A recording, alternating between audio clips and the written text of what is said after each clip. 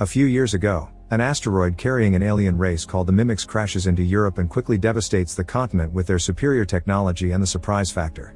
Soon people are rioting on the streets, demanding the world leaders do something before humanity is lost. After 5 years, when things look hopeless, an allied army of humans utilizing new mechanized suits wins a major battle in Verdun, and a special forces soldier named Sergeant Vertovsky is hailed as a hero after being credited with hundreds of Mimic kills. She becomes an instant icon and a recruiting boon for the human military as the United Human Armies try to use the momentum for Verdun to launch a multi-pronged final assault on Europe. One of the talking heads on the newsreel selling Vertovsky and the war effort is Major Cage of the US Army. One morning, Cage flies to London the day before the operation to retake Europe. He meets with the commander of the Western Allies, General Brigham, who orders Cage to accompany the first wave of Allied troops to land in France and provide ground coverage for the media. Cage was an ROTC cadet in college and has no experience in the field, so he does not want to go to battle. He tries various tactics to avoid the deployment, to the point he tries to blackmail the general via the media. At first the general pretends to let him go, but as soon as Cage crosses the door, Brigham makes the guards go after him. Cage tries to run away, but he barely gets to reach another corridor before he is tased into unconsciousness. Later in the afternoon, Cage wakes up on a pile of duffel bags at Heathrow Airport, which has been turned into a military base. A sergeant shoves boots into his hands before Sergeant Farrell takes over. It turns out Brigham sent orders to Farrell stating Cage had tried to desert and has now been demoted from an officer to private. Cage is assigned to a band of eccentric soldiers called the J Squad, who are caught gambling by Farrell when Cage is introduced to them. As he scolds them, Farrell makes them eat the cards before instructing them to get Cage ready to deploy with them tomorrow. Hearing Cage is a deserter that thinks he is above battling puts him on everyone's blacklist, and Cage is sent to training. The next day is Invasion Day and Cage is given his own suit, but the members of J Squad do not even bother teaching him how to use it because they believe he will die quickly. Cage watches everyone move freely and find their favorite weapons with ease, but he feels nervous and lost. On their way out, Vertovsky leads the army with pride, yet Cage still tries to escape. However, the others drag him back quickly. All the planes take off swiftly, but as soon as they are about to drop onto the French coast, the back of their airship suddenly explodes. The squad drops down prematurely, but Cage is so scared that it is not until the explosion fire comes closer that he drops as well. As they fall through the sky, explosions keep happening around them, and many soldiers are dead before even reaching the ground. Even though the operation to retake Europe was supposed to be a surprise attack, the Mimics seem to be completely prepared with a proper ambush and proceed to slaughter the humans without mercy. Cage lands properly but still has not been able to remove the safety from his weapon, so he runs around in panic, watching how people are dying all over the place. Both crafts and humans seem to be catching fire, and Cage ends up falling when a plane crashes near him.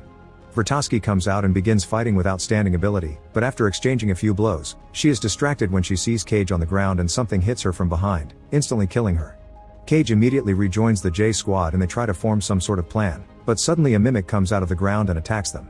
As the other soldiers desperately shoot at the creature, Cage finally manages to unlock his weapons as well, helping destroy the alien and feeling proud of it.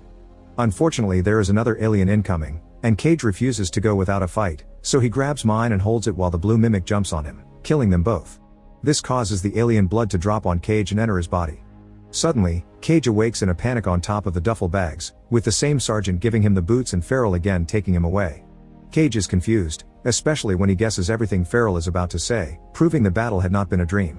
He goes through the meeting with the J Squad, putting the suit on, and getting on the plane exactly the same way, guessing what everyone will say to him. The explosion happens again and this time, Cage remembers to drop faster. As soon as he lands, he remembers his companion dying and tries to warn him, but he is not fast enough and the guy dies anyway. Next, Cage sees Vertovsky and pushes her to the ground, taking the shot for her. Seeing him wounded, Vertovsky takes the chance to steal his suit's battery, and at that moment another alien kills him.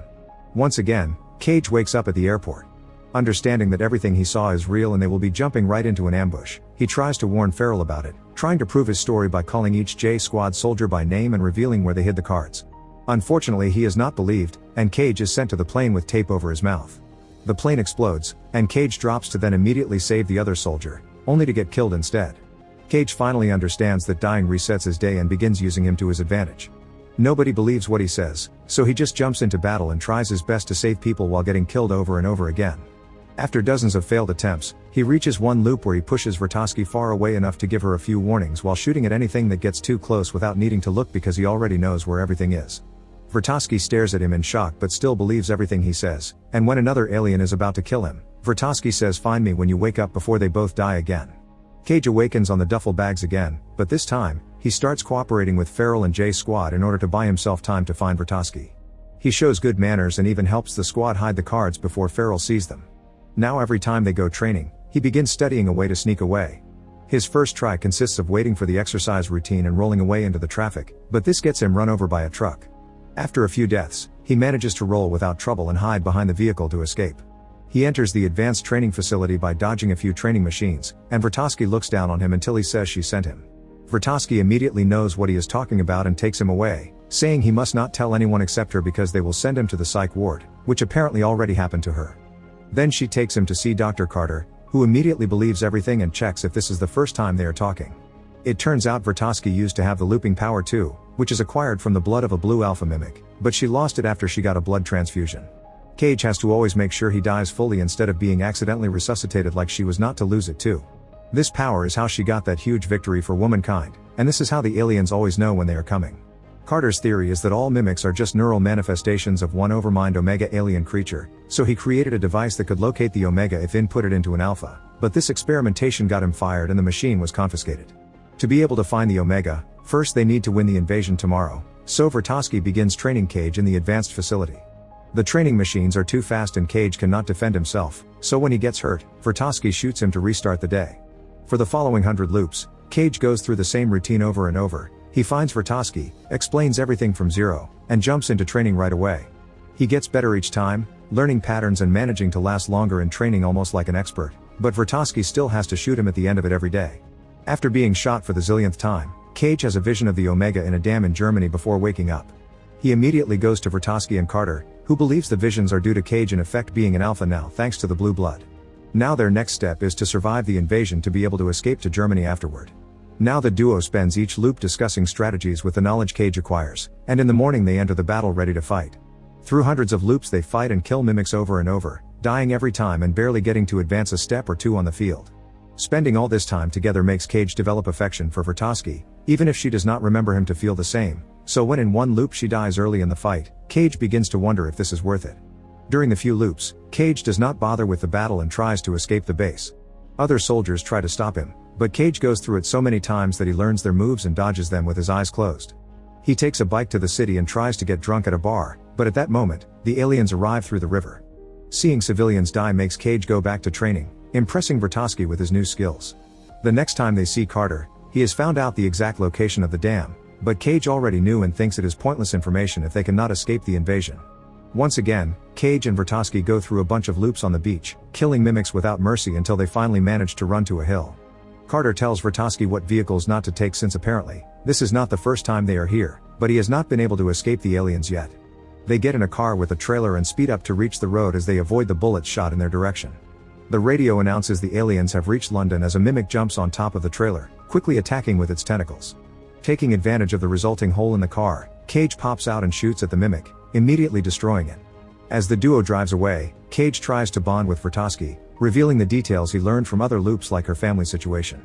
This time Cage learns that Vertovsky used to have a significant other. He had been a soldier too, and she had to watch him die hundreds of times until she was out of the loop and he was dead for good. Eventually the car runs out of gas and the suits run out of battery, so they leave them behind and enter a farmhouse they find near the road. There is a helicopter in the backyard, and Vertovsky wants to use it to get away. Cage buys time by offering to patch up her wounds as he points out why the helicopter is a bad idea. Vertovsky realizes Cage is trying to make her stay and demands the truth, so Cage reveals they have been here before many times and she always dies. He has not found a way to fix this, so he wants to continue alone. Feeling offended, Vertovsky gets on the helicopter anyway and tries to fly off, but she does not know how to pilot it. After struggling with it and destroying the house in the process, the helicopter crashes and Cage has to watch her die again before the aliens arrive and kill him. In the following loop, Cage goes to Vertovsky, but seeing her face makes him feel guilty and he decides not to tell her anything. When he gets ready for the battle, he asks for extra ammo and does not even bother with a helmet, not needing it to kill a bunch of mimics with ease thanks to his looping knowledge, and he escapes the area again. After a few tries, Cage learns to pilot the helicopter and finally makes it to the German dam alone. He sneaks around carefully using flares just in case, but when he finally makes it to the center of the building, he is devastated to find it empty. At that moment two mimics block his path and shoot him, but before he can lose blood, Cage jumps into the water in order to drown. During the next loop, Cage goes to Vertovsky and Carter to tell them the Omega is not in the dam. They figure out the visions and Vertovsky's success had been all a ruse by the Omega mimic Overmind to lure the humans into invading Europe, where they would be ambushed and annihilated. With no other leads, the device Carter made becomes their last shot, but unfortunately it had been confiscated by Brigham. Vertovsky and Cage make their next plan to recover the machine. They go through several attempts to get into the admin base, learning the pattern of the guards and every employee in the building to move undetected through the building and safely take the elevator. When they finally reach Brigham, they tell him they have had this conversation many times. To prove it, Cage predicts everything the secretary is about to say or do. Impressed, Brigham takes the machine from the safe, saying he wants to be the one to use it, but Cage refuses because it can go wrong and he cannot loop. Brigham gives them the machine and lets them go, but it is a trick again. Outside his guards are waiting and they try to arrest them. The duo immediately runs back to the parking lot and steals a car to drive as fast as possible, having to dodge all the bullets from the guards chasing them. While Vertovsky drives, Cage injects his leg with the machine and his eyes go black as he starts to have a vision. It turns out the Omega is underneath the Louvre Museum in Paris. Cage wakes up and tells Vertovsky about it as she manages to drive into the street, but the shooting keeps coming and suddenly, a soldier in a mecha suit blocks the road. With the suit's strength, he manages to stop the car, and the crash causes the duo to lose consciousness. Some hours later, Cage awakens strapped to a hospital gurney and under arrest. He realizes he is out of the loop now because he was given a blood transfusion. As he struggles with the gurney and falls trying to escape, Vertovsky shows up and frees him. She intends to kill him, but he stops her just in time to explain he can feel he cannot loop anymore. Afterward, Vertovsky breaks the two of them out, and they carefully sneak back into the base thanks to Cage's old security knowledge. They only have 3 hours before the invasion and they will need soldiers to be able to kill the Omega without the loop. Cage decides to approach the J Squad and to convince them he is telling the truth, he reveals a bunch of their secrets that he has learned during previous loops. The squad is impressed but they are not sure they want to follow a stranger. Luckily the famous Vertovsky comes forward and immediately wins their loyalty. In the morning, the squad gets the suits but instead of joining the rest of the army, they steal a plane and fly away. Cage reminds everyone not to kill the blue alphas or they will reset the day, they must only kill the orange aliens. He does not want Vertovsky to come because he cannot reset her death now, but she refuses to stay behind. When they make it to Paris, the mimics immediately begin shooting at the plane, intending to protect their leader, and the first soldier dies. His best friend begins shooting from the plane door for revenge as the rest of the squad drops outside, but the plane loses control and crashes to the ground, killing a few more soldiers. The sudden drop causes Cage to fall into the water, and the weight of the suit is keeping him at the bottom. He has no choice but to take it off to be able to swim out. Then he carefully makes his way to the Louvre, devastated to find the whole area in ruins.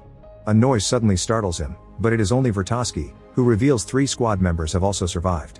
They get together and realize they do not have enough ammo to proceed, only a few grenades to kill the Omega.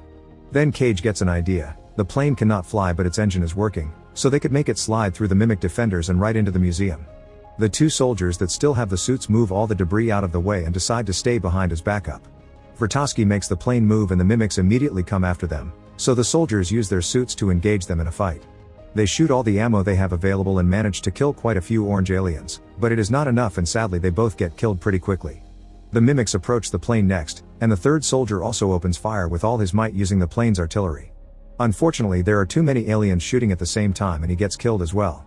Cage immediately runs to take over the artillery, shooting at the mimics as fast as possible. However, he is only human, and he cannot kill them all fast enough. The mimics jump on top of the plane and start destroying the roof, so Cage turns his shooting toward the inside. The impact causes Vertovsky to get off her seat, but Cage quickly offers cover and she is able to rush back to the control panel, guiding the plane right through some famous monuments.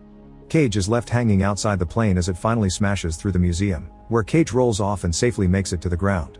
Vertovsky survives the crash as well thanks to her seat and grabs all their remaining weapons before joining Cage. The duo begins running through the main museum floor, although Vertovsky is slower because her leg is hurt. They shoot a few aliens in the way and Cage then drops a grenade before they jump into a hole in the floor, only to land on top of a car in the underground area. Debris is about to fall on top of them too, but Cage rolls them away just in time. While they hear the mimics on the floor above trying to find a way to reach them, the duo notices the area is flooded and realizes the Omega is hiding underwater. At that moment an Alpha makes it to the area, and they quickly hide behind debris to make a plan. Cage wants to distract the Alpha while Vertovsky kills the Omega, but she refuses, saying she's a better fighter and she can be a better distraction. After giving him the grenades, Vertovsky thanks Cage for bringing her this far and says she wishes she had gotten to know him better before kissing him, knowing how he feels for her even if she cannot return it. Afterward Vertovsky begins running away to make the Alpha mimic follow her, not attacking it to avoid restarting the loop. She tries to hide behind a car, but the mimic takes an alternate corridor and surprises her from behind, jumping on her to kill her. Meanwhile Cage jumps into the water and swims around the debris, looking for the Omega. The Alpha dives in as well to chase him, so Cage tries to go through narrow spaces to slow it down. After lots of desperate swimming, Cage finally finds the Omega, which looks like a huge glowing ball. As he gets the grenades ready, the Alpha Mimic catches up to him and stabs him with its tentacles. Cage cries out and drops the grenades, but when he turns around, he reveals he had already removed the pins. As soon as the grenades reach the center of the Omega, they explode, and the mimics immediately begin wiggling in pain as the Alpha slowly disintegrates right before the Omega blows out, creating a huge explosion that destroys the museum and kills every single alien outside as well. While Cage's dead body floats in the water, the Omega's blood seeps into him, giving him those black eyes again. Suddenly Cage wakes up and finds himself on the helicopter trip to London from the morning before the invasion. To his shock, not only he is alive, but everyone in the city is celebrating. It turns out that after a mysterious explosion in Paris, the mimics have all died off and now the human forces are sweeping through Europe without resistance. The next day they will advance to the Western Front and claim victory for good. Afterward, Cage goes to the airport base, where he is glad to see all the members of J Squad are alive and well. Next he goes to the training facility, where he is received with respect because he is still a major and never lost his position. Cage finds Vertovsky at the usual spot and she greets him with the rudeness of a stranger, making Cage laugh. Make sure to subscribe and turn on notifications so you can watch more videos like this. Thanks for watching.